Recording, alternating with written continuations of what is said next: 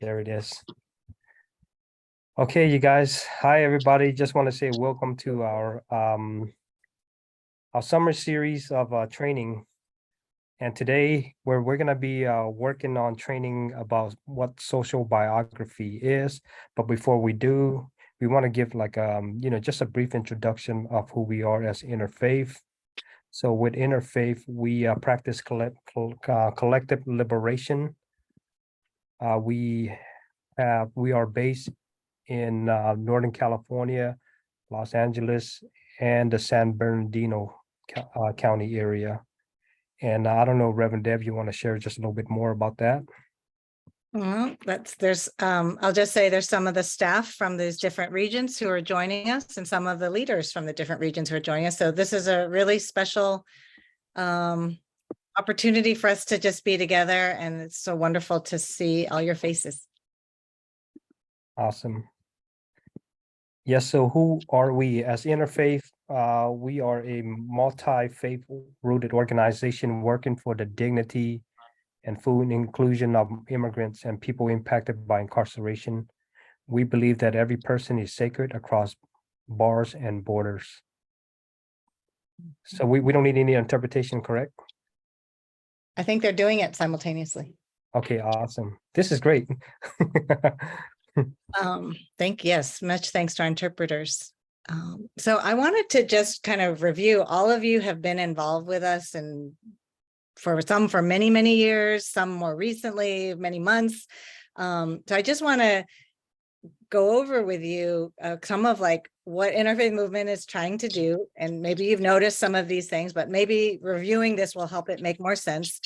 But we basically have like three main strategies of how we are trying to change the world, how we're trying to change immigration policy, how we're trying to change incarceration policy, how we're trying to make thriving communities, beloved community, more justice in the world. So here's our three strategies. And just think about as you hear them, oh yeah, I noticed that one, or I've been involved in that one, right? So the first one is like really about transforming leaders. And that's what tonight is about. Tonight's and the summer training is about transforming leaders. So we really focus on how does the work that we do transform ourselves individually to be bolder, to be more courageous, to be people who are active in the world. And so the leaders that we're focusing on are people who are directly impacted by the immigration system or by the incarceration system. Could be new immigrants, longtime immigrants, people who've been incarcerated a short time or a long time, people who've been detained. It also includes faith leaders. So if you look around the room, some of the people here are faith leaders. They're representing or part of different communities and congregations and have come into Interfaith Movement through that avenue. And we're also in trying to intentionally reach out to a younger generation of activists as well. So the work of transforming leaders is often through what we do, through accompanying communities that are impacted and together like creating and building collective action and hope. The second strategy is around transforming the narrative. And that's like how we try to change how people think about immigration or how they think about incarceration, like not to be based in fear or not to be based in individualism, but how do we transform people's thinking and to be one of more collective liberation, more about connection, more about abundance, more about compassion. And then the third strategy is transforming policy. So this is where we're trying to change laws, or we're trying to change practices like what's happening at the border to not be one of exclusion, but one of generosity and openness, transforming the Vision Act, closing detention centers, closing prisons, stopping new prisons being built. That's transforming policy. So that's the other thing that we're really involved in. And all those things are connected because they're all ways that people of color are criminalized.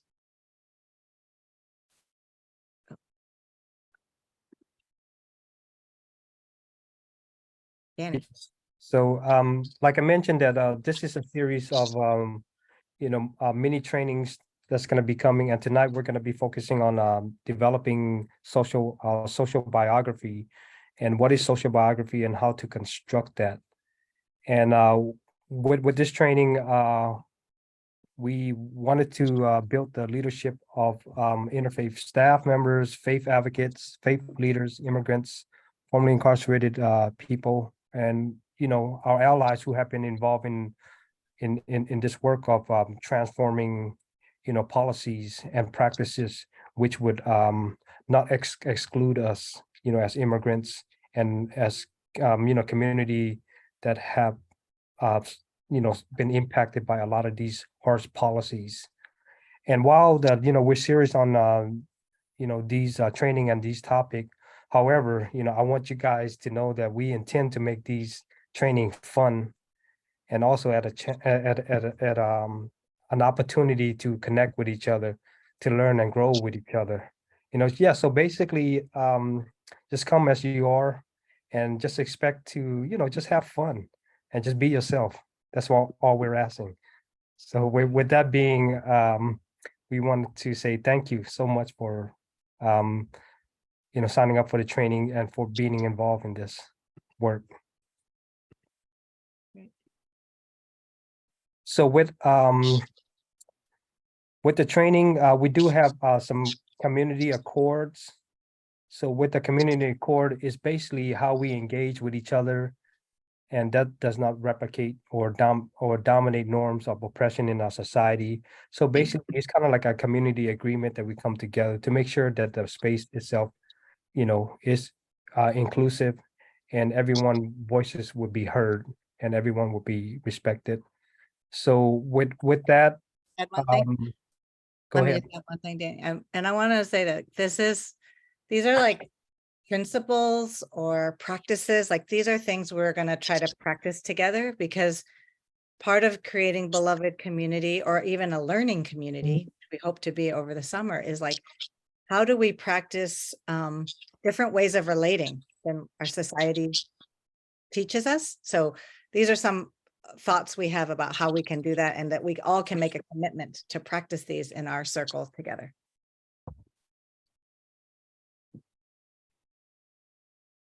Go Yes, ahead. so with that being, one of the first community accord is centering the experience of most impacted people. When we say that, is like, just centering the experience of us all, that we have been impacted by, the system.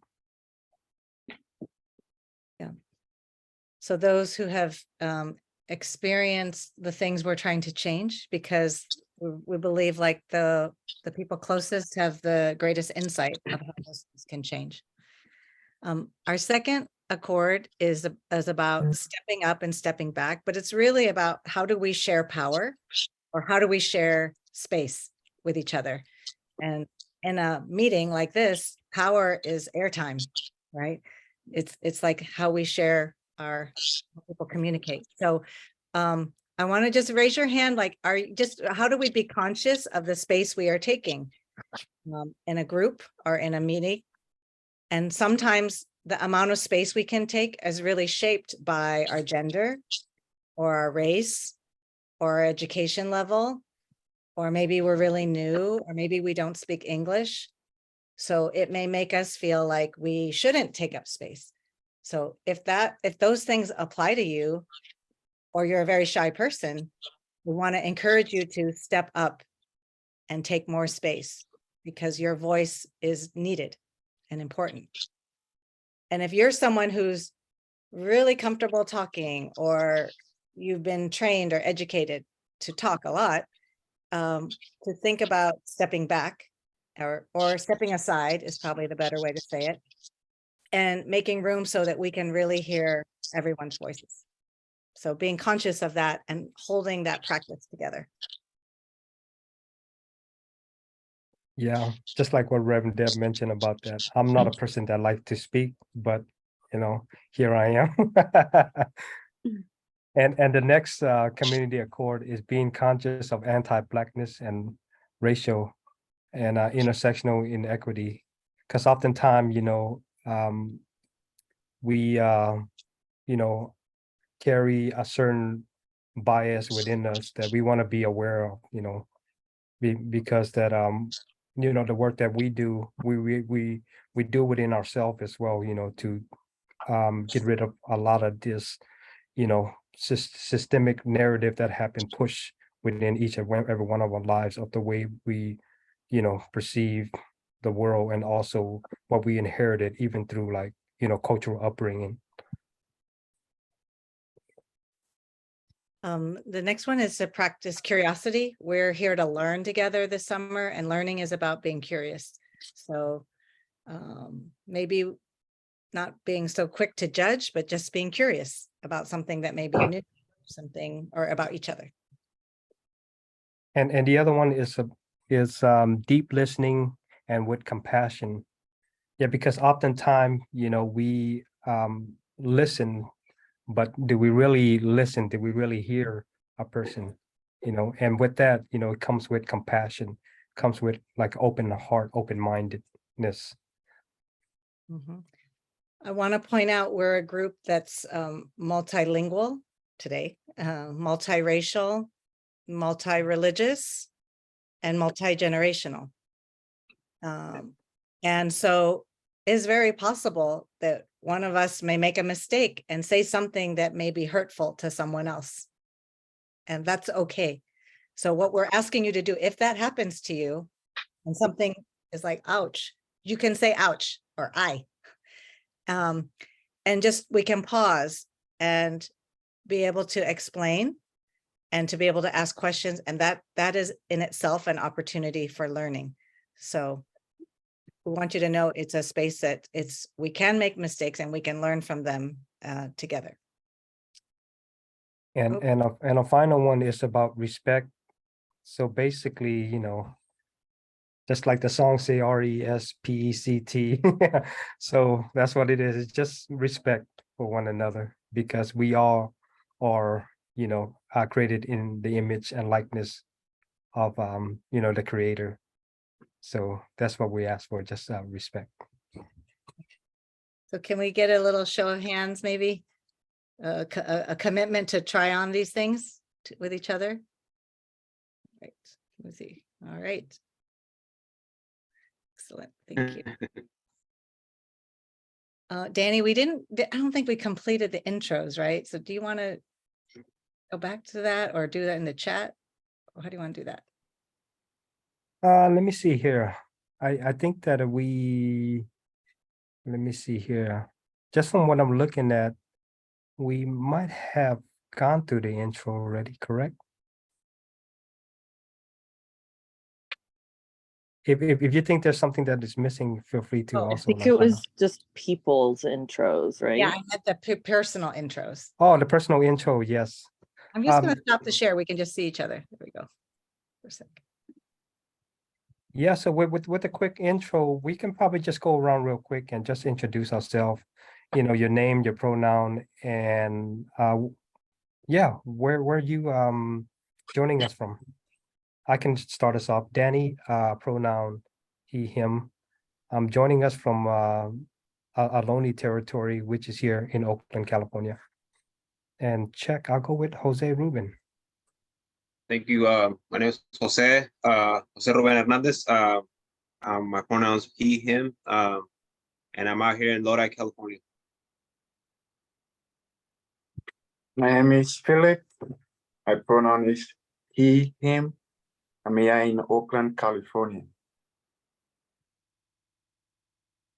And anyone wants to go next? My name is Michael Prasad. Pronouns he, him. I'm from Modesto, California. Hi, I'm Isela Aguilar. I'm in Vallejo, California. I pronounce myself she, her. Thank you. Hi, everyone. My name is Anne. I'm a she, her, and I'm joining from San Francisco. And it's cool and chilly here. And I'll pass it on to Julie. Hey, I'm Julie, pronounced she, her, and I'm in Oakland. And I'll pass it to Kelly. Hi, I'm Kelly. I am in Redwood City, California, and I'm part of the IM4HI staff and happy to be here. Oh, let's see. I'm passing it to Larry. But you're on mute. Oh, there you Yes, go. about time we break up this Northern California connection. So I'm Larry, Regional Director for IFHI in Los Angeles. And it's sunny and nice down here finally. I'll pass it on to my colleague Yanni. Hello, I'm Ipiani Lockert, faith organizer for Interfaith Movement for Human Integrity, he, him, and I'm here in Fontana, California.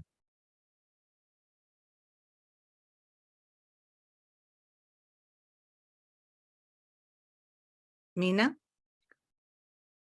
Hi everyone, this is Mina. I'm so happy and excited to be here and seeing everyone and for this summer training series. I'm here down in the city of Yorba Linda, California, and it's the sunshine again.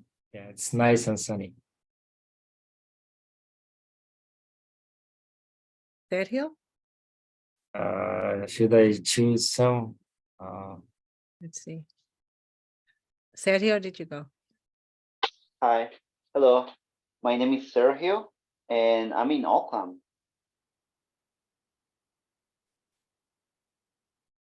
We can go with Cindy.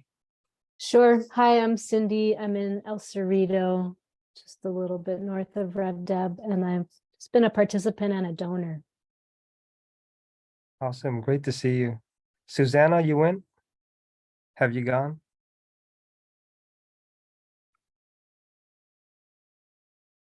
Susana. Oh, Sí. Hola, un gusto estar aquí. Mi nombre es Susana. Yo estoy en Berkeley y de verdad estoy muy contenta de estar acá. Interfaith es una organización que respeto mucho, admiro mucho y soy voluntaria digamos, y me da de verdad un gusto muy especial estar con ustedes. Julie? I already went. Hilda? Hey everybody, I'm Hilda Cruz. I am in Luiseño territory in Southern California. My pronouns are she, ella, and I am so glad to see all of you here today. Ibiani? Ipiani went already. I feel like, hold on a second. Is somebody in the waiting room? So I'm getting. It might be Jennifer. Also, So I don't see Jennifer here and I send her over. Okay. Oh yeah, Jennifer and Elizabeth and what happened to Martha? My God. All right, let's try again. also, do we need to interpret what Susana just said? No, it came out in English. Everything I heard it in Spanish because she was speaking in Spanish. Like, does everyone here know Spanish and know what Susana said? No, Spanish also for me. What Susanna's. Wait, was Susana say came out in Spanish? Yes, Yes, it did. Because she spoke in Spanish. Yeah. So I assume because it was her own voice. I heard So I don't know if we're- interpretation of it in English. You have to choose English. Yeah. If you want the Yeah. English interpretation, you have to choose the English globe. Okay. So Yeah. Yeah. I So see. you guys get a chance. You haven't, click on the interpretation. There's the globe. Just click on that and choose your interpretation. Where do I press that? Because I'm on my iPhone. Oops. I- Slide. All right. It probably will pop up Right. if you click the more option on your iPhone. If you click more, you'll probably see it Yeah. there. On my iPhone, it's the 3 dots on Yeah. the right hand bottom corner. Yeah, you got that, Michael? Oh, I got it. Okay. Okay. Thank you. Thank you, guys. Kelly. Hold on. Okay, we're trying to get our people back in here. Okay, Elizabeth is trying to join. What, and then what happened to Martha? Are you still in the other Zoom, Hilda? No, I left. I sent Jennifer was the last one. And so what I'm doing is I'm sending them an invite with a new link right now via email. Yeah, let me do that. Then.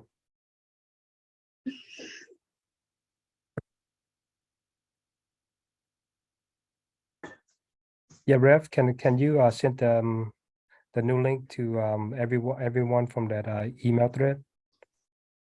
Or you could just go to the the Google If you put it Calendar. on the chat, I'll copy it. I have it ready. I have the email already.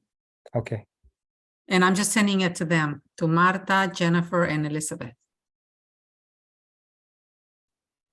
Okay, thank you for doing that. I think I just sent them the old one. So yeah, Hilda, if you could take care of Martha and is Elizabeth and Jennifer here? Nope. If you put it on the chat, I'll copy and paste and send it to them and tell them you send the wrong one.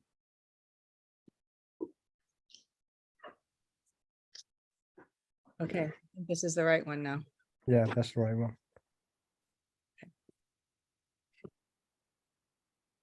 Okay. Awesome. Did everybody check in? No one passed it up to Reverend. Oh, Rev Deb for me. Hi. Yeah. See you all. I'm here in Albany, Oakland. Awesome. I think Elizabeth's getting on now. Welcome, Elizabeth. We're just giving everyone a chance to introduce themselves. Gracias, ya logré entrar, gracias.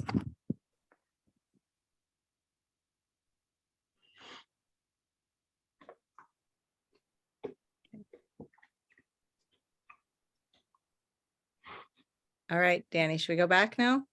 Yeah, we should go back now. And I also updated the calendar just in case anybody else wants to join. You. Okay. Awesome. Okay, so yeah, once again, thank you so much, you guys, for being patient as we work through some of the tech issue. That's it's part of it's part of the experience, That's what we want to say, that we work around the tech issue. So regarding social bio training, so like I mentioned that tonight we want to focus on our social bio training. And Reverend Dev, can you let me see. Oh, okay. Yeah, you shared it on the screen. Yeah, so with that being, what is social biography training or social biography? So basically, we want to be able to share about our experience as a migrant, as a woman, as a queer person. These are just an example: working class, a youth, and etc.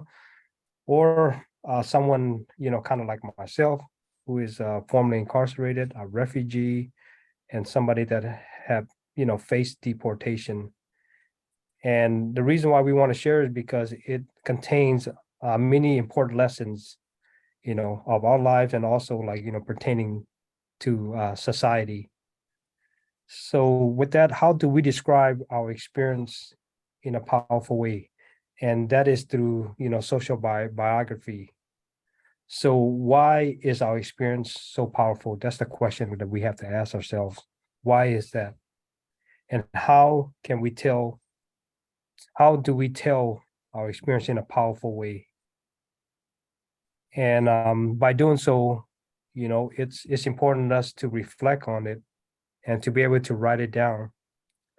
Then afterwards, we want to be able to practice and provide feedback. So basically, that's what we're going to focus on this evening. Next slide. If I'm going too fast, let me know. And also, if there's any clarification, you can ask some questions later. So with the social biography, so with that being is that some of the terminology is that biography is life and a chart and a graph of life. and how we describe our experience matters. So basically, we want to ask ourselves, who is telling our narrative? Because oftentimes, you hear people share, or historian, will write about a person like story or narrative, but sometimes it's missing a lot of pieces. But however, it's important for us to be able to, to understand that we have the power to be able to share our own narrative. And how Right. do we describe our experience? And that's what matters. Let me just chime in there on the first one too. It's like often other people are talking about us, and not just other people, but like people who are powerful, say the president or the governor or the media. They are talking about immigration or talking about refugees or people who are incarcerated. They are the ones talking about it, or maybe they're not even talking about it, right? They're talking about us in a very negative way. So this is how we tell a different narrative. Yeah, just like what Reverend Deb mentioned, about that. Like, for example, I remember going to grade school and I read a lot of the history book of, what they are trying to teach us. And then afterward, I went to college and started reading the history of that. It's totally different than what I was taught in grade school. Then afterward, I did my own research and started learning more. I'd be like, wait a minute here. The history of what they told me, when I was young in grade school, compared to what I've researched and what I'm listening to my parents, and even in college, is totally different than, what I've learned when I was growing up. So with that being, that's why it's important for us to be able to tell our narrative. And how do we describe our experience matters. And who is telling our narrative? That's the question that we're asking. Because oftentimes, we hear people tell, the narrative, but sometimes you scratch your head and say, wait a minute, that's not true. That's totally contrary from, what I experience or what my people experience. And the question also we also ask is, how have they been told?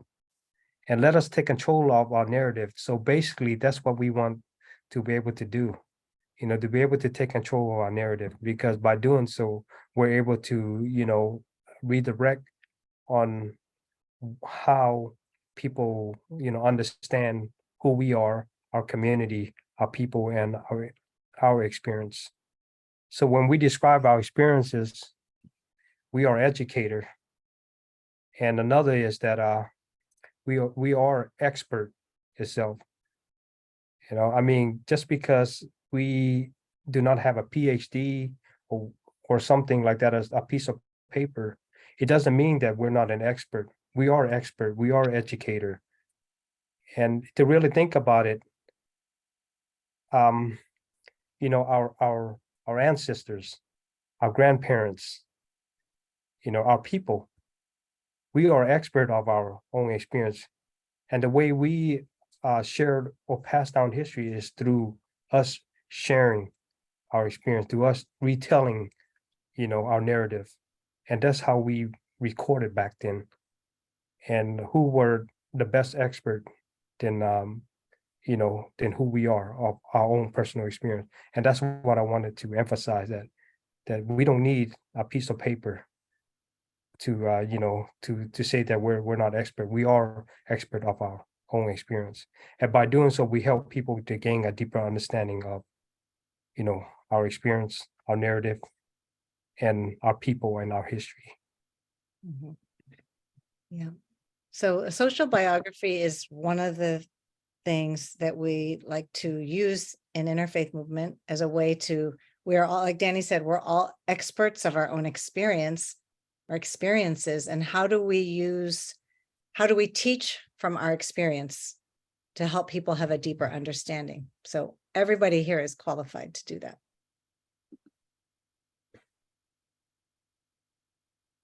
So with this being is that we want to look at the social biography and our life in a context.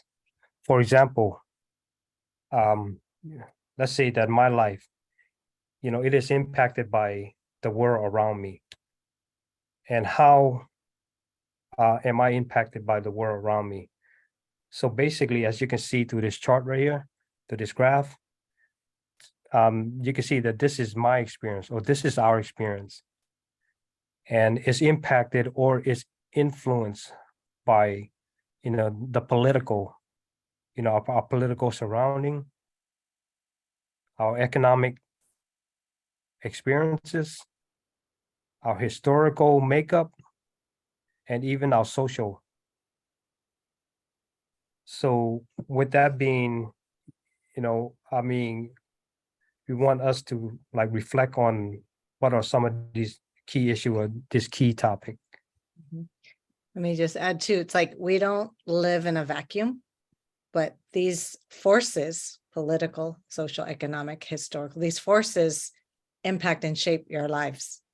We're going to share more about that later, but they impact our lives. And then it's also the flip side. You as a person impact the political, social, economic, historical around you. You're making history. Like we are also making history together. So it's a two-way thing, how those things affect us and then how we affect those things.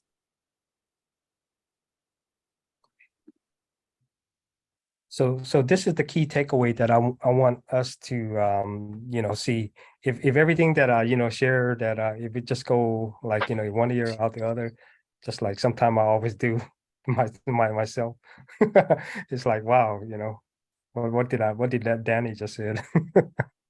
So basically, the key takeaway is this: our lives are touched by many issues such as economic insecurity, housing, for example, healthcare, work, and many other. So this social biography practices were focused particularly on our experience, especially with the issue that we're focusing on, which is the immigration policies. For some of us that have been incarcerated, some of us that have been detained, for some of us, who are facing deportation or have family or loved one that have faced deportation. So these are like, some of the key pointers that we want to focus on For this training. Yeah. So let me just say, Danny's going to give a little example, and then thank you for sitting through kind of the little lecture part of the training. And then we're going to actually do like something hands-on, and then we're going to actually practice in small groups. So that's what the rest of the night looks like. Yeah, thanks for that. So let me see here. So when I went through this training myself, right, there was a lot of topic, right, or issues that's related into my life. So what we want to do is more so like just focusing on, kind of like one theme of our life, and just, share or tell our experience around that. Then afterward, we want to contextualize it, and we could share just a little bit more about how we're going to do that. Like, for example, I'm going to give I'm going to give an example of my experience real quick. So Okay. Let me go back out of this. Can we spotlight Danny? Thanks. I don't know whoever has, host powers. Mhm. Can I spotlight you? I think I can. Can you spotlight yourself? I'm host now. yeah, I can spotlight myself. All right, thanks. Let me see here. Give me a second, you guys.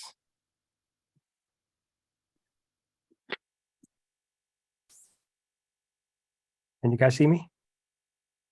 It's pinned, right? Okay. Awesome. Yeah, for example, let me see here. How should I say this?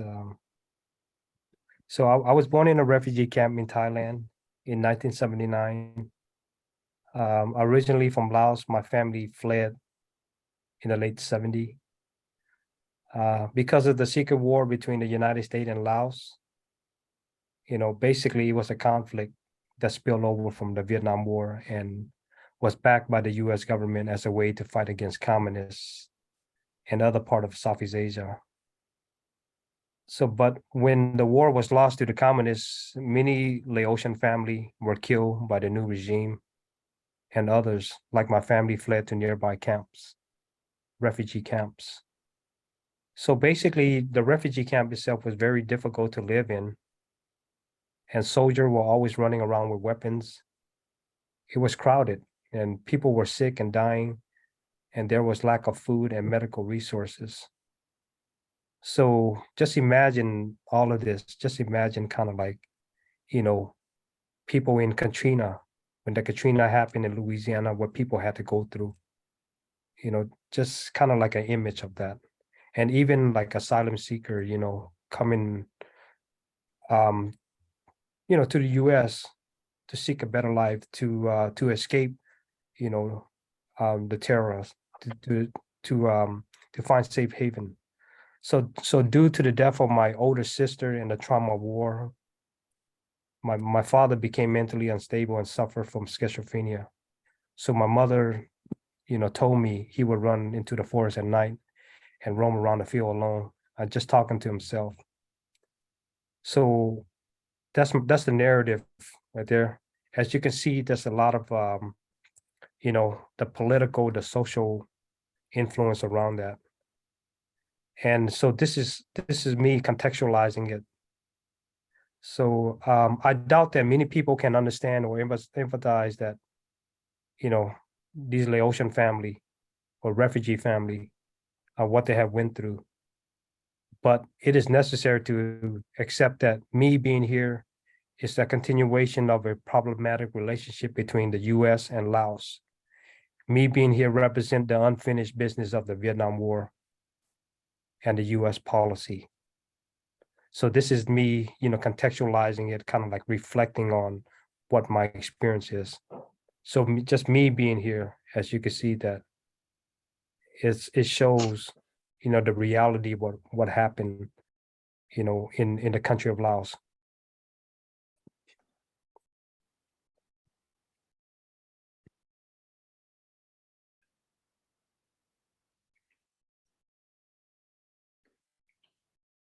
Yeah, I guess that we let it resonate or is.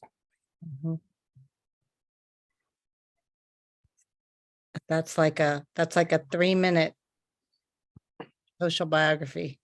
Right?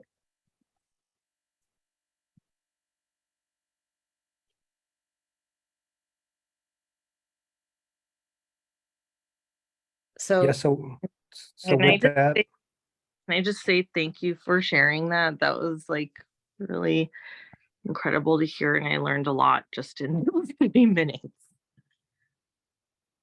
Kelly, yeah, maybe we could just take 1 or 2 comments. Like, what did you notice? What did you learn? Anybody? Kelly, you want to continue? You can. Well, I can say I really thought about a Laotian friend of mine who I knew her dad commuted from Newark, which is here in the Bay Area, to Merced every day, which is very far. And that was at a time when you didn't have mega commuters. And so suddenly, like, I understood where her parents were coming from, why they had that long commute because of where the community was, like kind of the dots connected, and also just like relating because I'm hearing about when you were born. I'm around your age, and it's like, oh wow, I had no idea that was going on when I was like more or less right when I was born. You. I want to I see Epiani, you have your hand raised. Before you talk, let me just see if is there anybody in Spanish? Oh, no, well, you're good. You're good. I just want to just kind of practice this alternating. Anybody who'd like to say something who speaks Spanish? Just something you learned from listening to Danny or something you observed, noticed in his demonstration.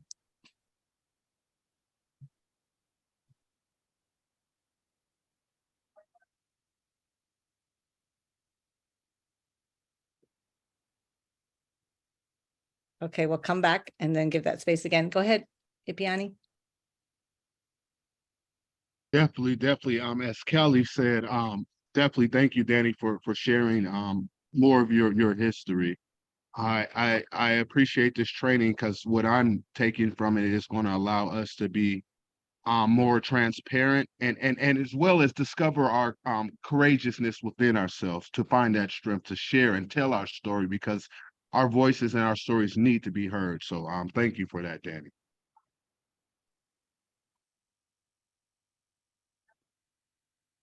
Yeah, thank you for that, you guys, for the the word of affirmation and the word of insight around that. Can I say something? Go Oh, ahead. I mean, one thing that I want to, I appreciate you, Danny, and I've heard you tell your story many times. I think I want to just point out, like, if you notice, Danny just talked about one piece of his story. So it's like, you don't have to tell your whole life story. Some of us have a lot of life, like many decades. You're talking about one thing you can teach with. And I felt like you were able to, it was like a vitamin, right? It was like really packed in there. So that's what, and sometimes you're only given a short time to say something meaningful, powerful, that shows, oh, there's more there. There's more there. And you want to leave them thinking, oh, there's more there. I should go look up. I should learn about. I should ask them about. Yeah. And I can also share just one more as an example as well, if that's okay. Yeah, please do. Okay, so again, pay attention. I want to maybe ask people to pay attention, because I think couple learnings is like, how does he focus on one thing? What details do you hear? Because the details are going to be really important. It's not important to say so much, but to go into the detail, because that's what we perceive with our senses. And then what context, what is he's using his story, what is he teaching us about that's bigger than his own story? Okay, so another example is this, that yeah, just think about the, kind of like what's going on socially, politically, economically, just kind of like the environmental factors around it, right? Then afterwards, I will contextualize it. So being a refugee living in America was really challenging. So this is when my family came over to the US, after the refugee camp and after the war, and being admitted to the US because of laws and policy that had passed and changed that allow, Southeast Asian refugee to come over to the US. So being a refugee living in America was really challenging. So we, as my family, were not accustomed to American culture and tradition. And my parents didn't speak English, and they didn't know how to ask for help, where to get support for the trauma that they experienced due to the war. And they didn't know how to, navigate just kind of like the system here in the US. So during the days, I would often see my mother space out for no apparent reason at all. So me focusing on the trauma. And my stepfather would use alcohol to cope, seeing this, affected me. So this is talking about trauma right here, and the war that causes trauma. So basically, me contextualizing this is this: so that the greater number of Southeast Asian refugee and migrant, we went through the struggle of coming over, from the boat, from the plane, to be dropped off in poor, and distressed community like in Stockton. And also, it's remarkable that some of us have survived and even thrive in the US, but all of us have suffered trauma from the war back in Asia to the economic and social insecurity we face here, in the US. As the result of these trauma, it also impact, the next generation as well. And oftentimes you see that many of people within my community, would suffer from mental health issue, and also, a physical ailment afterwards.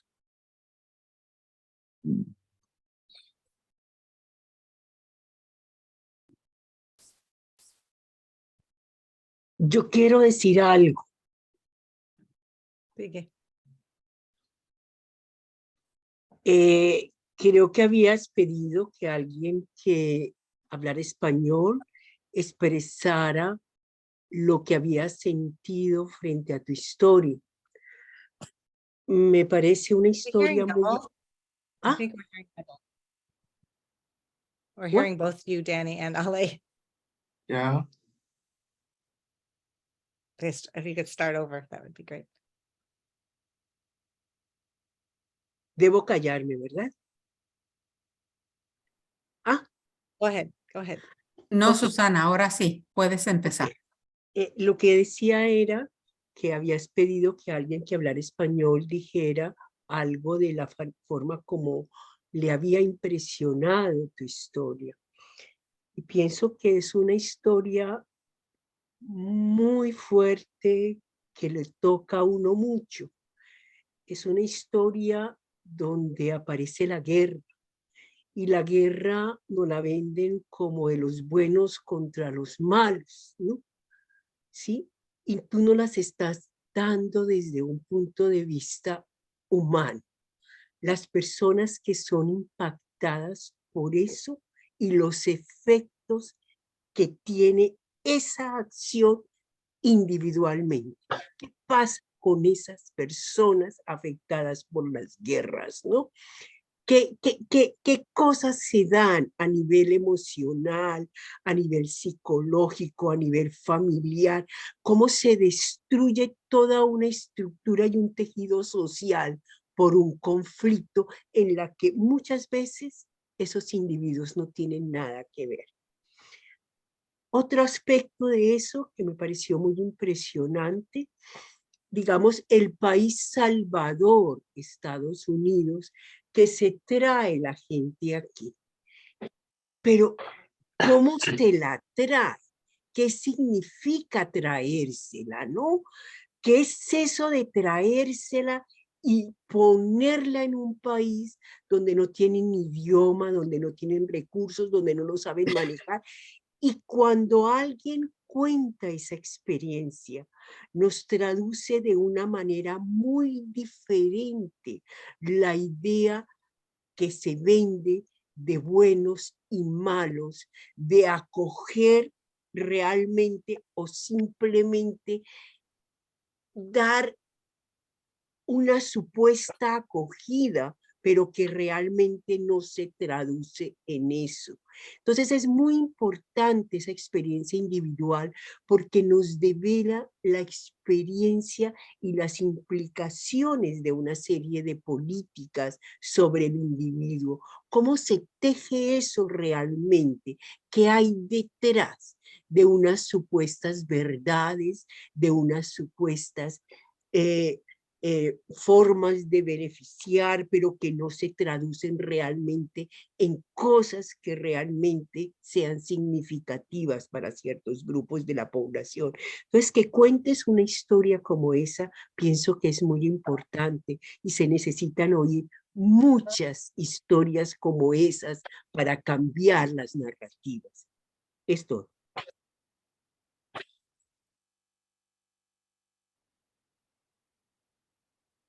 Yeah, thanks for sharing that. Yeah.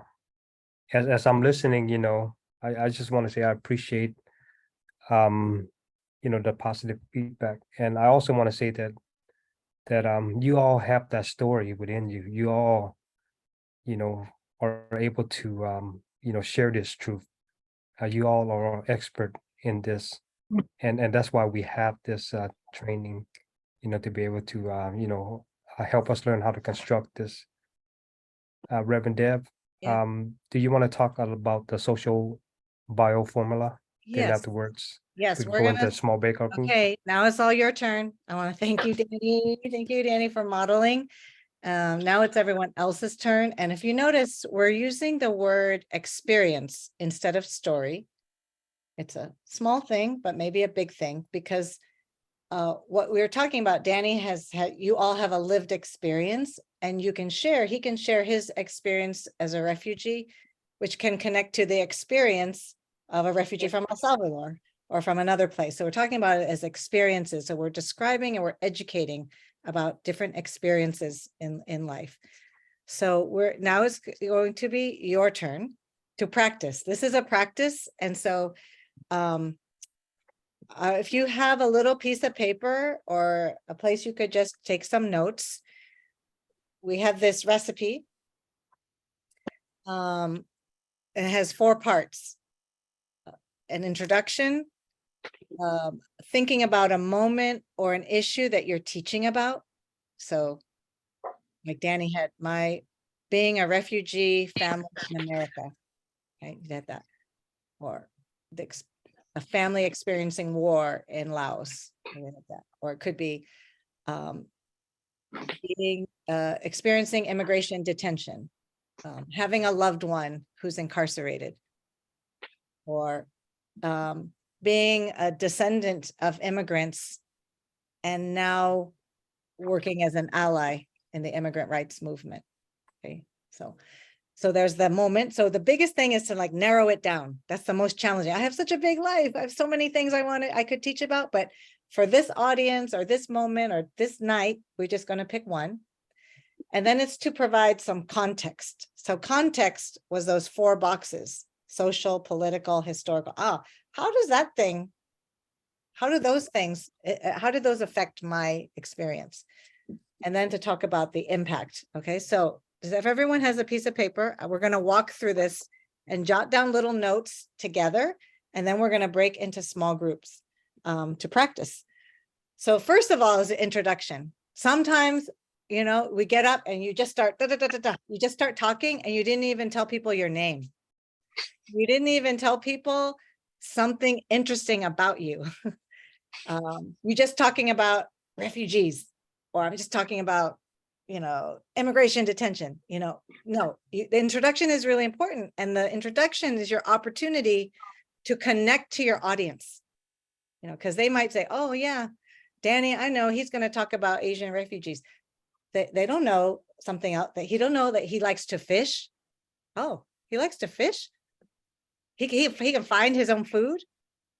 He likes hiking in the mountains, right? So think about for yourself in your piece of paper, 3 things that you could say about yourself, just like a topic. My name is Deborah.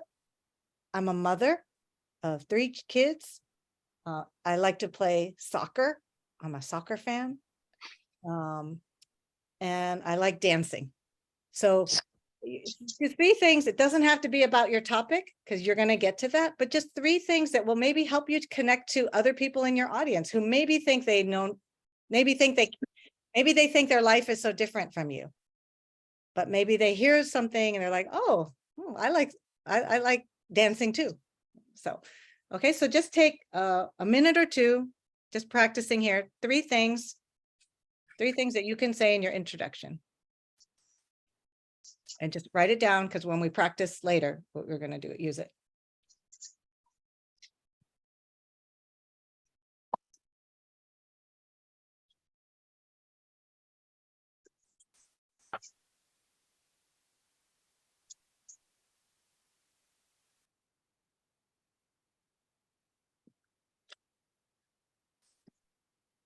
Of course, if you have a question or something, you can say it out loud or put it in the chat.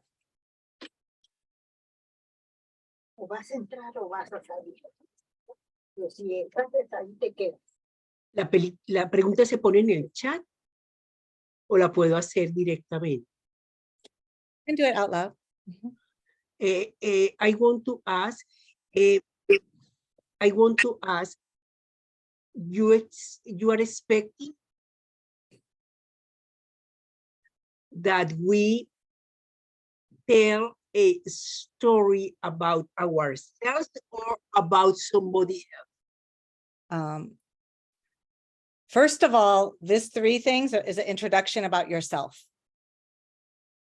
So we're going to go step by step. So first, 3 things about yourself that shows the fullness of your life. Something. It could be, I'm from this country, something that you like. So, okay. Okay, so hopefully you can, depending on your audience, you can change in what you say. Are we ready to move on? So the second thing in this recipe is thinking about one moment in your life experience that you would like to, that you can teach about. Something that you're an expert about because you just lived it. You know it in your skin. You did it so many times, whatever, you know, something that you know. So what do you want to tell and teach? Thinking about something that you're going to be able to make some details. If you yourself have not experienced this thing, it could be your descendant, or it could be some other kind of way that your ancestors, some other way that you're connecting. Búsquenla porque aquí no está. I'm going to mute here. Or some other way, some other experience you've had that makes you connect to these issues, immigration, incarceration, detention, some other thing about that. It could be because of the neighborhood. It could be in your profession, how you've experienced this. Okay. So for now, you want to just think about, I'll give you another minute too. Just think about what is that thing that you might be able to share about.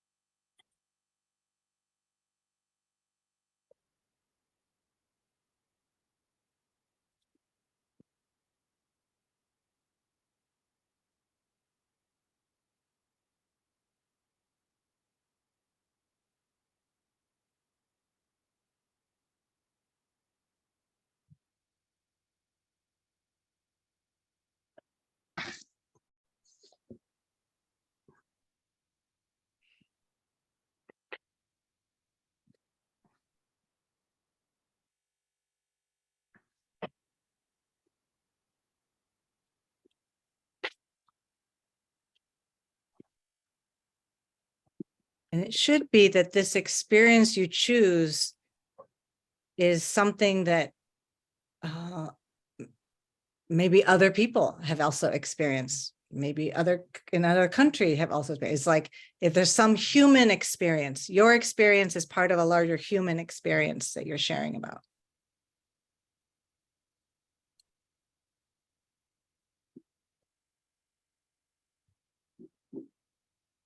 So give me a thumbs up or something if you think you have. Again, this is when we're going to practice, it's just going to be 3 minutes each. So it doesn't have to be so long. It's something you can work on and write about and practice in your writing after this training. But at least I want you to define which experience or moment you are going to be sharing about.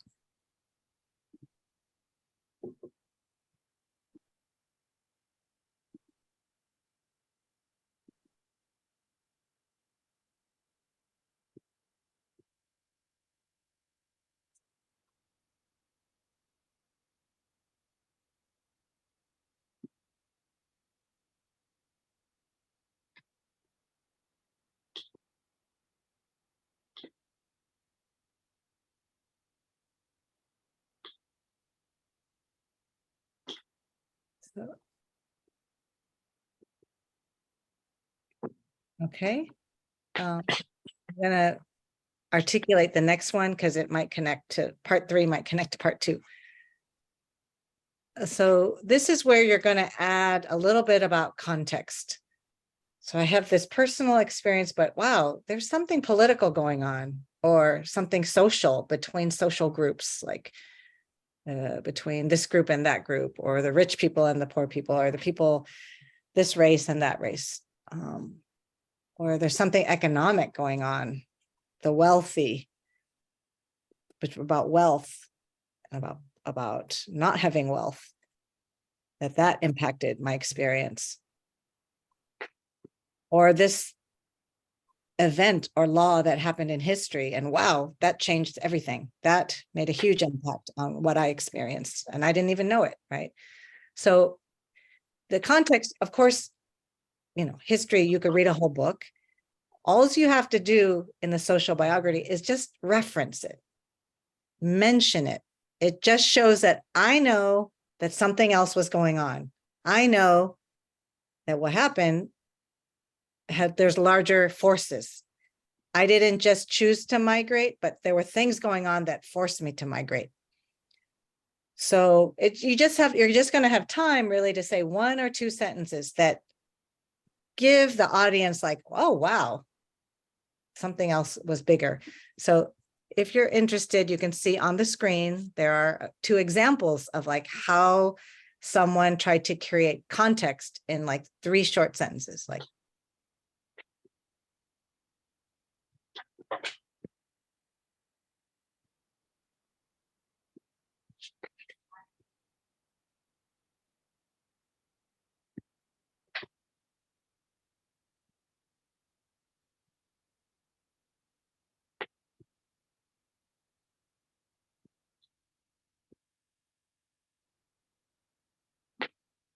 just think if there's one piece of context I could provide that maybe is political or historical or. Mhm.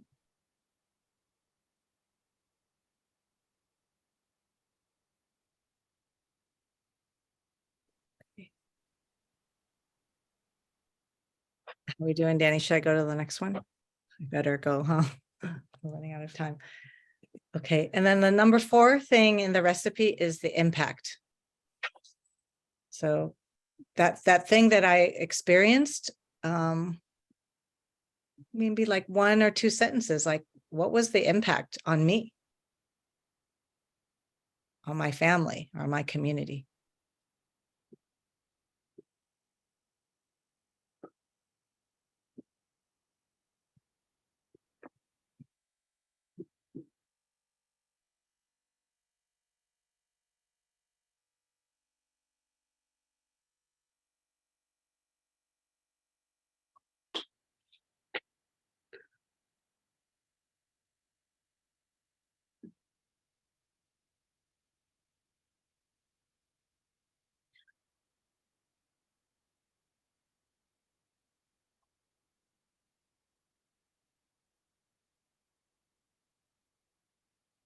Okay.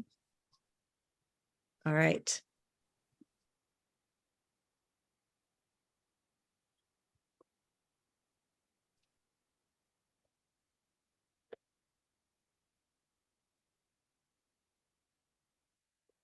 Yeah, thank you for this. And Kelly, you were asking something. Can you share just a little bit more about your ask?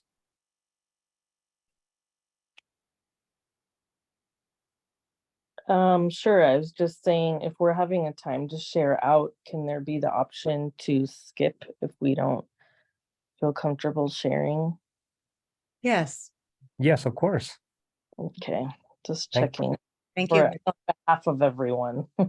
Yes, on behalf of everyone. Yes, we want to share. You don't have to. You can learn by listening to other people.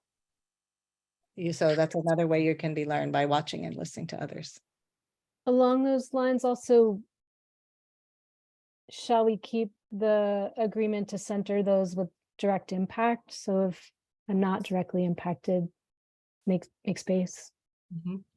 Yeah, I'm thinking for the breakout session, I'd like people who are like allies, and I include myself in that group, that we could be a breakout session, a breakout group, because we also have to share and talk. I'd like to have, I think we have enough people maybe for 2 Spanish speaking groups, small groups, so you can do it in Spanish.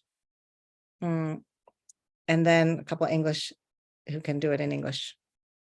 So how many breakout room do you want to create? let's do 5.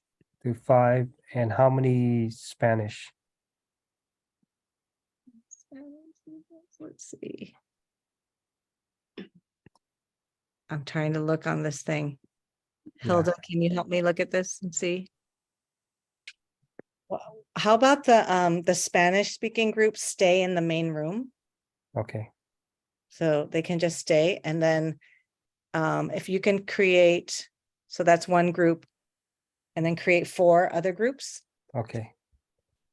And then I think maybe can you do it so people can self-choose into the groups? Mhm. Yeah. So maybe the group 4 will be the ally group. Okay. And I think one important thing is that we want to give everyone, it's like 3 minutes to practice each. So somebody will need to be the timekeeper. So please use your phone, just because sometimes we don't know how much 3 minutes feels like, really. So even just practicing to try to do it in 3 minutes, and just try to use the formula, the recipe that we tried. Okay. Want to try?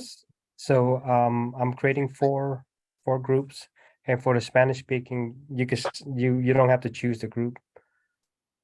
And so the ally group, you can choose that one. So here I am. Okay. The So ally group will be group 4. yeah. Okay. So And staff, hopefully we can split up. mhm. Okay. So there it is. Did you guys get the invitation to join? Yeah, if you don't see it, go under more, the 3 dots to the right of the bottom, should be more. So there's 5. And there's how many people? There's I didn't 17. get it. I'm Okay. gonna start assigning some people. Yeah, just go ahead.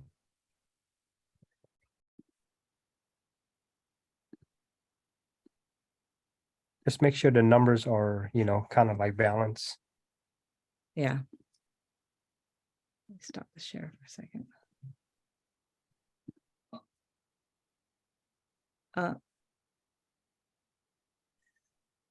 Jose Ruben, do you want to be in the English or Spanish? I could do either or. Okay, I'm gonna put you in English right now. Okay, thank you.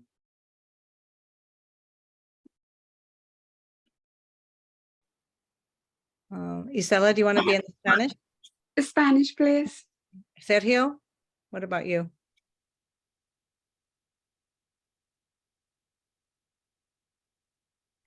Spanish. Okay, great. Danny, I'm gonna put you in. Yeah, just go ahead. I could be in 3. Okay. I don't know who these ones that say iPhone are. If you're on an iPhone,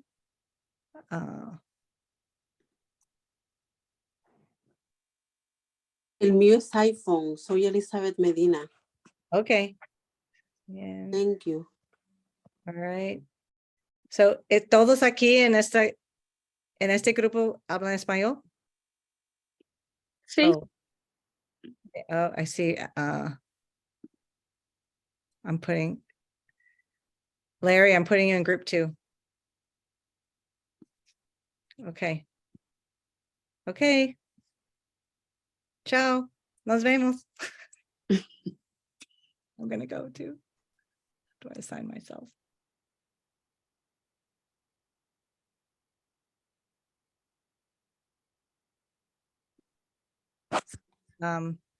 Isela, can you help to facilitate this group?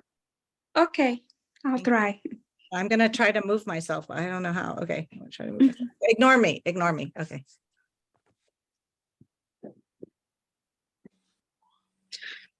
Hola. Hola, ¿cuántas personas estamos? Bueno, soy una. No lo sé, yo supongo que yo estoy aquí. Soy Susana, Okay. no sé cuántas más.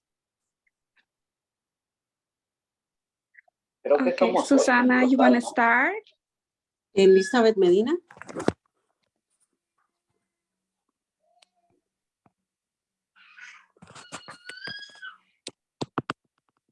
Sí, pero desafortunadamente yo voy a tener que retirarme en un ratito.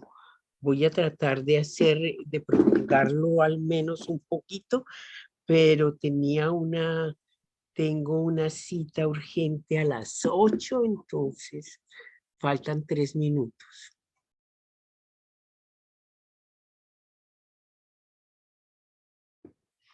De todas maneras lo van a grabar, ¿verdad?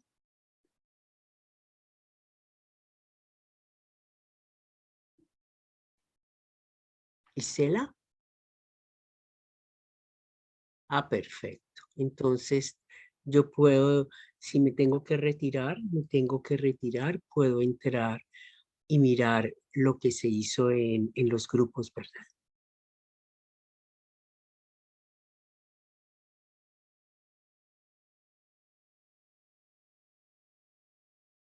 Listo. Me da mucho pesar retirar, pero no puedo evitarlo.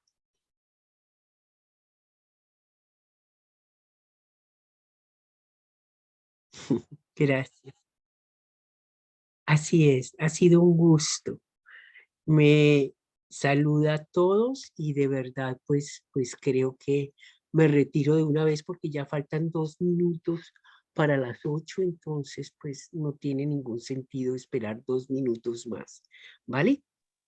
Fue un gusto. Saludes a todos, por favor, y me disculpa con los demás. Adiós, gracias. Adiós y gracias.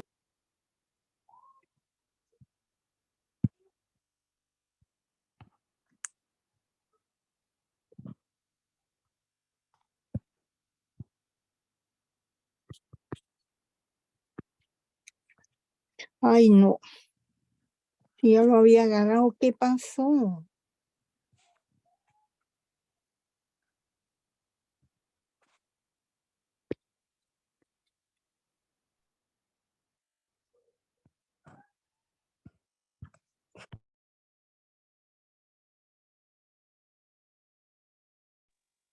¿Alguien más está en el grupo de español? Elizabeth Medina. Ok. Pues yo estoy aquí. Ok, Sergio, voy a iniciar yo y ahorita ustedes.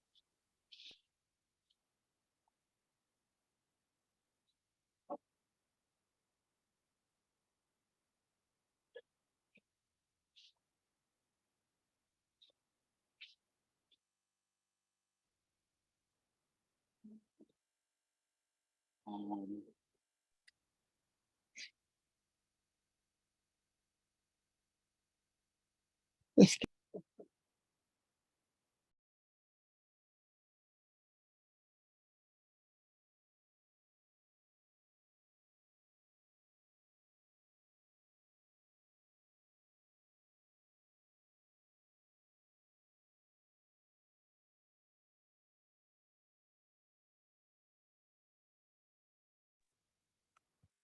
¿Aló?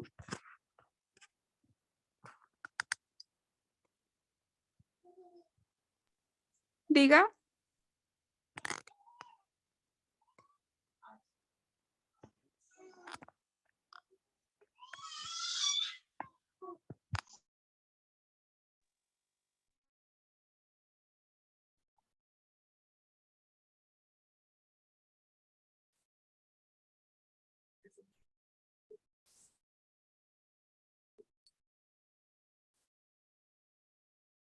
no. Le voy a mandar.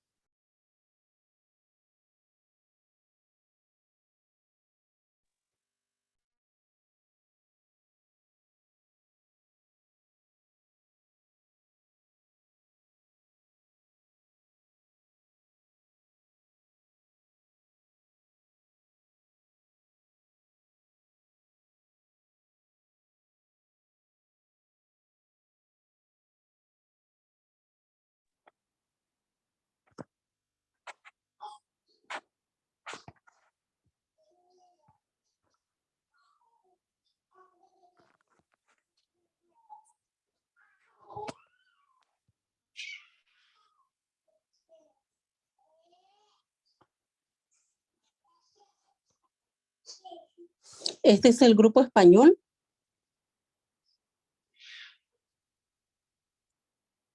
Ah,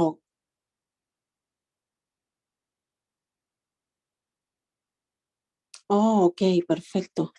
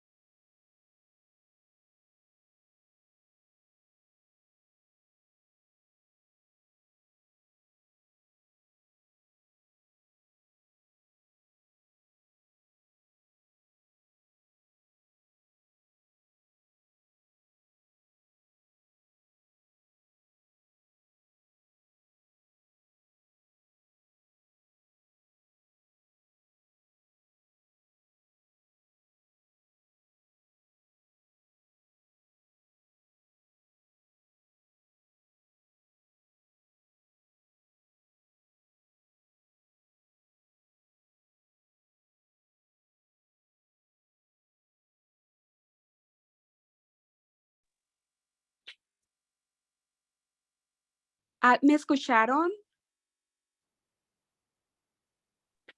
Sí, sí, sí, yo te escucho.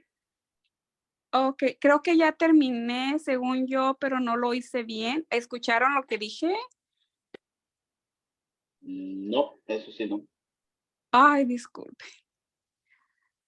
Ok, voy a dar mi experiencia. Ahora sí me escuchan todos, discúlpeme, pero esto es completamente nuevo para mí. Sí, sí te escuchamos. Ok, voy a iniciar algo muy breve, rápido, para que ustedes también tengan la experiencia y puedan compartir. Dije que soy Isela Aguilar. Me gusta mucho compartir en familia, en parques, en casa, en reuniones familiares. Me gusta nadar, es una de las cosas que también disfruto bastante. Comenté que en el 95. También comenté que en el 95 vine aquí a Estados Unidos.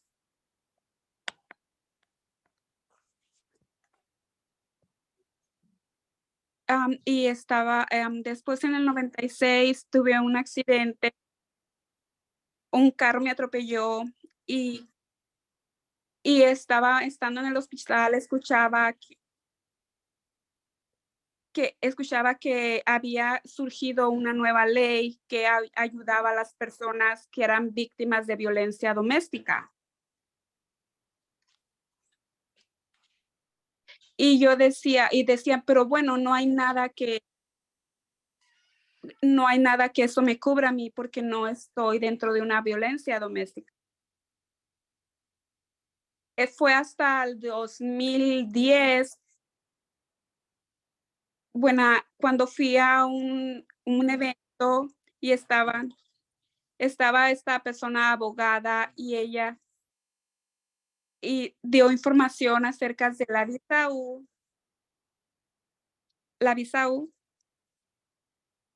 y ella dijo que mi caso era elegible para la visa U y inicié todos los trámites y esto cambió mi vida. Ahora quisiera, pues al estar como parte de Interfaith, quisiera compartir que es bueno interesarnos por los cambios que se dan acerca de política, acerca de cambios, de leyes que puedan beneficiarnos a nosotros como inmigrantes. Gracias, para que alguien más siga. Bueno, soy Elizabeth Medina. Gracias. Bueno, de nacionalidad nicaragüense y emigré a este país hace casi 8 años. Bueno, mi país está gobernado por un dictador, Daniel Ortega y toda su familia. Y la presión psicológica y política añadida a la pobreza hizo que yo emigrara a Estados Unidos. Dentro de las cosas que a mí me agradan está... ¿Sí? ¿Sí?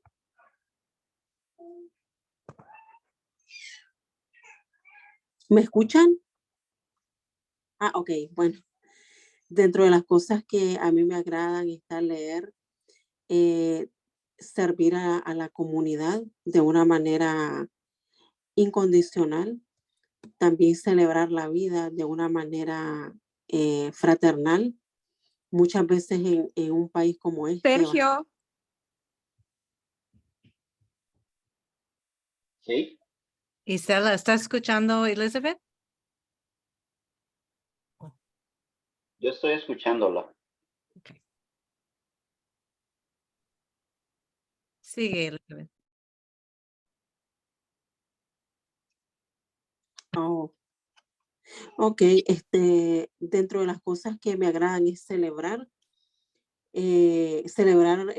con sentido de fraternidad en un país tan rápido como este. Y en síntesis puedo decir que mi biografía personal es una biografía bastante redimida y la puedo releer en este punto con mucha gratitud a Dios por todo lo que entre luces y sombras a mí me ha regalado. Gracias.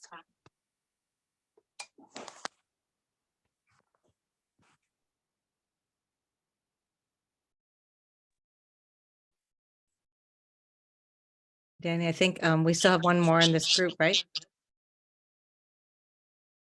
Sergio, Um, do you get to go? ¿Sí? ¿Me escuchan?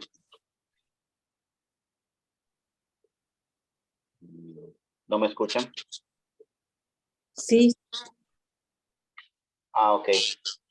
Bueno, mi nombre es Sergio. Estoy viviendo acá en Oakland. Y bueno, para empezar, tengo 2 hijos.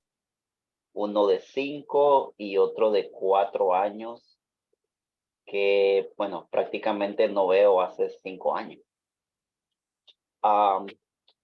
También tengo 2 trabajos. Trabajo para los servicios sociales del condado de Alameda y como repartidor para Amazon. Y tengo 2 cosas que me gustaría hacer también. Uno es ver la nieve por primera vez en vivo y directo y conocer a otros países. Sí, básicamente de lo que voy a hablar un poco sería de mi cortes de migración que tuve.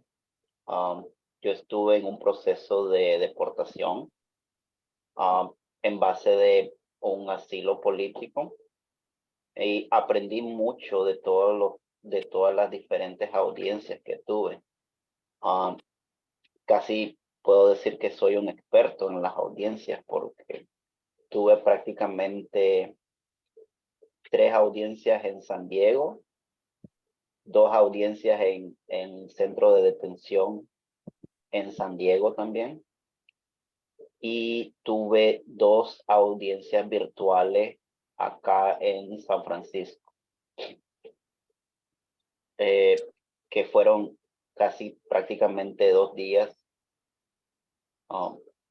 como cada día 4 o 5 horas, bien extenso. Y ese es prácticamente lo que quisiera compartirles, de que el proceso fue muy largo, muy cansado, demasiado, como demasiadas preguntas, muy complicado, muy complejo. Y en cierto punto pensé que iba a perder la batalla con la abogada del gobierno, ya que sentía que según las leyes no aplicaba para el asilo. Y al final, bueno, ganamos el caso, se ganó y obtuve el asilo. Y bueno, prácticamente eso cambió toda mi vida y espero en Dios poder reunirme con mi familia pronto. Y el impacto que puedo ver hacia otras personas, no solo a mí, es que la mayoría de los jueces toman las decisiones basado en su opinión política o a qué partido pertenecen, si son de un poco más de izquierda, ellos son un poco más, digamos, buenos o dan un poco mejor de decisiones.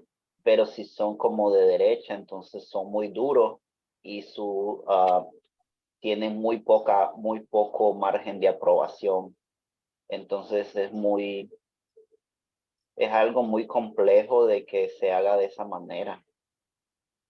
Y eso sería lo que quiero compartir más que todo de mi historia ahorita. Gracias. Thank you. That's everybody in this main room, right? And thank you. It's good people are coming back. Are we still missing some people, Danny? Or is everyone back? We're still missing some people, so I'm gonna just close the group room. I want to thank the group in the Spanish speaking group here because we didn't get to reflect. If I can give one suggestion for you all is that to focus more on number 2 in the recipe, the describing. How did it feel to be so many years not knowing if you're going to get a visa U or not? Don't just jump. Don't just jump ahead. Describe that long period of time.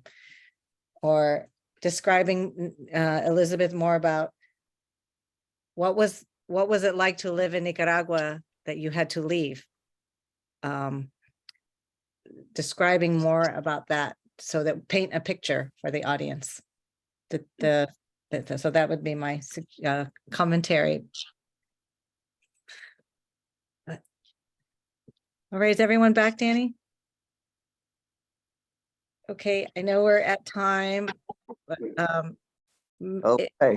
if we could just take like just a few seconds, a few minutes just to wrap this up and close. Danny, I don't know, do you have a closing question? Or I was thinking, what was good? What was good about doing this and what was hard about it?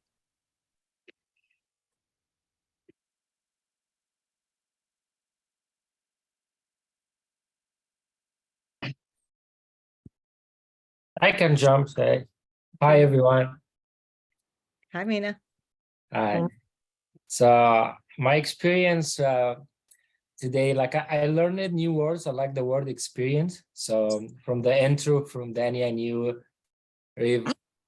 So I start using or just make some notes and how like the describe, because it's a lot of different feeling, and I start using the experience and journey and lesson and learn. So I'm very excited. Sometimes it's hard, but I feel like maybe we went through that in different like area of the social and community work, but I feel this time is special because I'm with interface movement, and I feel like, okay, I'm exciting. This is my training. Yo. So Are thank you. Shirt, Mina? Because I see light green. He's wearing it. Show us your shirt. Yay. Yeah. I also wanna say something. Okay, Philip. Let's go. So we are all doing in our own group. I am Mina Solomon. So about this session, one thing that I learned from his own story, it's that this social biography training is giving people the inspiration to at least stand for things and bring changes for the next generation, not to experience what they experience, you know. That is exactly what I learned from Mina Solomon's story, who is from Egypt and also a soccer loving fan. Yeah. So today and from this session, it also inspired me a lot, you know, standing for things that we know might bring change and the next generation might not face with other people in our surrounding. And from him, he faced some religious challenges, you know, which basically has been affecting a lot of people. And now he has been inspired based on his experience to at least bring change. So I think thank you, Philip. the training is great. Yeah. Okay. Thank you, Philip. Of course. Nice seeing you. Okay. Yeah, brother. I wanted to say something. I mean, I enjoyed everything, right? I mean, express myself hearing, you know, other folks' stories, and I mean, it's really inspiring, right? And, but I think my most difficult, it was just like, because like you said, there's so many subjects you want to touch upon, like traumas, the criminal system, the immigration system, you know. So you want to talk about, you know, so it's kind of like, I think just, you know, hitting them with strong PowerPoints on each subject is kind of like, I mean, it is a little, it's difficult, but it's important. That's why I think the importance of writing these things down, like, is writing these things. What's the most important, what's more impactful on each subject, right? And that's something that I mean, at the moment, I felt like that's what I needed to jot down, you know, so that way I would have just. But at the moment, I was just like, I would get stuck on certain things, and it's just.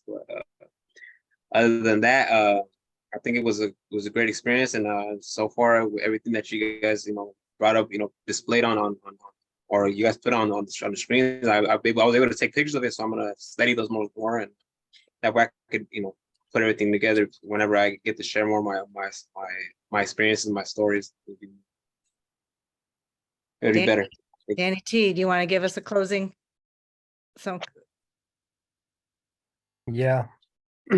Just want to say thank you so much, you guys, for joining us today. I know that we went beyond our time, you know, due to technical difficulty, but we made it through. So we definitely should give ourselves an applause for that.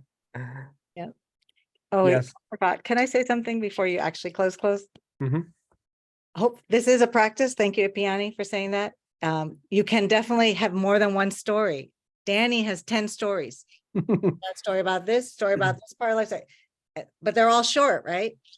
And so you're in a certain group, you could say one. So you can actually spend time writing your different stories for some different audiences about different experiences you've lived. So if you are inspired to practice and do some homework, we as a staff are willing to work with you and review and get your feedback. So go ahead, Danny. Yeah, so before I close, I just want to make a quick announcement. So this is the first of many, you know, opportunity for our summer series training. So I'm dropping it off on the chat as well. And so these are the dates, as you can see. And hope it's okay that I send you guys, you know, kind of like an invite for the next round of session, and also create like a Google Calendar just so that you can have it on your calendar. And if you have any other questions, feel free to also email me. And once we develop, you know, some more detail around like these other training, you know, we'll keep you guys updated and send you guys more detail. So with that being, I came across a quote, which was from, you know, one of the social media that I had popped up on my feed. So life is a book. Every day is a new page. Every month is a new chapter. And every year is a new series. One bad chapter doesn't define your whole story. So with that being, may grace and peace be upon you all. Amen. Amen. Thank you. Thank Bye, you. guys. Thank Thank you, you, guys. everyone. Great. Great Good night. session. Have a good night, you all. Night. I'm just gonna hang out a little bit. All right. Piani, let's touch base this week. Oh, I'm gonna stop the recording.